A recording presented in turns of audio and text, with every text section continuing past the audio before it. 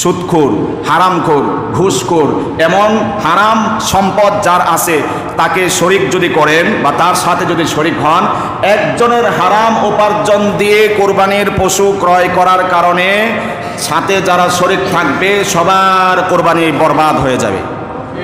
একজনের কারণে সবার কোরবানি বাদ হয়ে যাবে। এই জন্য শুধুমাত্র নামাজি মুসলমান দেখলেই কোরবানির জন্য শরিক করতে যাব না, অতি আবেগে জোশে কোরবানি করতে যাব না। মানুষ তো নামাজি, পাক্কা নামাজি। আরে ভাই, আপনাদেরকে আরও আগে মেসেজ দিয়েছি, নামাজ পড়ে নবী মানে না, নামাজ পড়ে নবীকে শেষ নবী মানে না, নামাজ পড়ে আকিদায় সমস্যা রয়েছে, গলাত রয়েছে, নামাজ পড়ে ওলামায়ে কেরাম ওয়ারাসাতুল আম্বিয়া, নবীর ওয়ারিস যারা আছে তাদের সম্পর্কে বিদ্বেষ মনোভাব পোষণ করে এমন মুসলমান আছে না নাই? এই জন্য নামাজি মানুষ দেখলে, রোজাদার দেখলে তার সাথে শরিক হতে যাবেন না। পরম বিনয়ের সাথে নামাজ পড়ে মানুষ, পাঁচবেলা নামাজি, এই সেই আপনি তার ভিতর অবস্থা যাচাই করুন।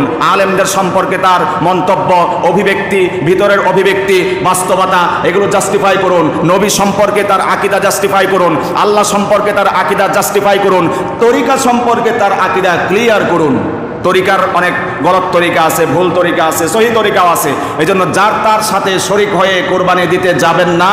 আপনার পক্ষপাতিত্ব করেই বলছি, একজনের হারামের কারণে সবার কোরবানি বরবাদ হয়ে যাবে, এটি আমরা চাই। এই জন্য পারলে 1 লাখ খাসি দিয়ে দেন, কোনো ভেজাল নাই, পিওর একবারে।